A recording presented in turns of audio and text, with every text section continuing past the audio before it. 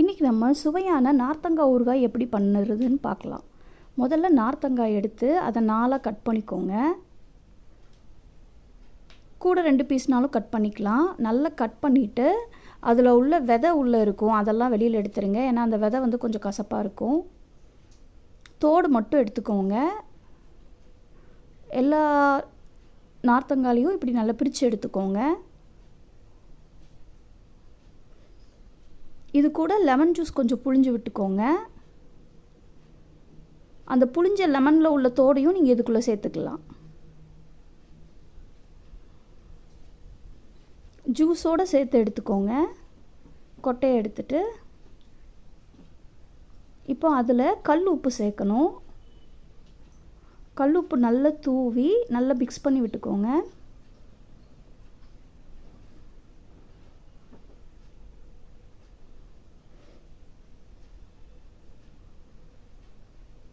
இப்போ நல்லா குலுக்கி விட்டுக்கோங்க. அந்த உப்பு எல்லா இடத்துலையும் ஸ்ப்ரெட் ஆகணும்.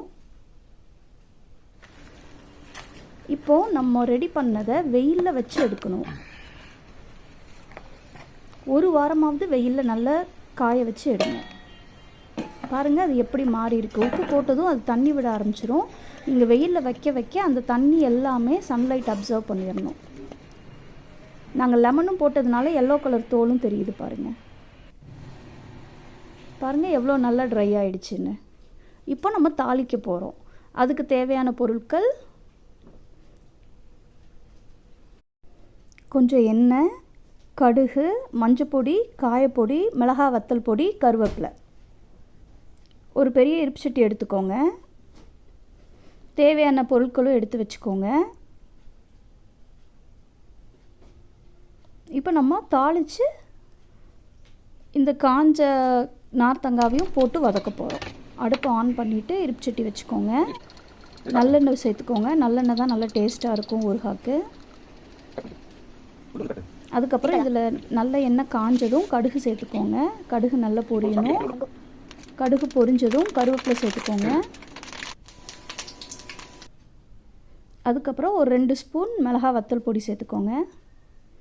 ஏற்கனவே உப்பு போட்டதுனால இப்போ அந்த மசாலா ஜாமானுக்கு கொஞ்சோண்டு உப்பு போடுங்க போதும். கொஞ்சம் காயத்தூள் போட்டுக்கோங்க. இதை நல்லா மிக்ஸ் பண்ணி விடுங்க.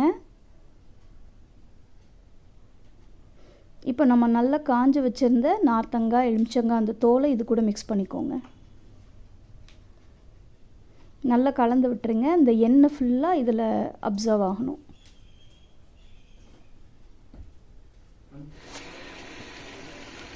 அவ்வளோதான். நல்லா மிக்ஸ் பண்ணி விட்டுருங்க. நல்ல சுவையாக இருக்கும் இந்த ஊறுகாய். தயிர் சாதத்துக்கு வச்சு சாப்பிட ரொம்ப டேஸ்ட்டாக இருக்கும்.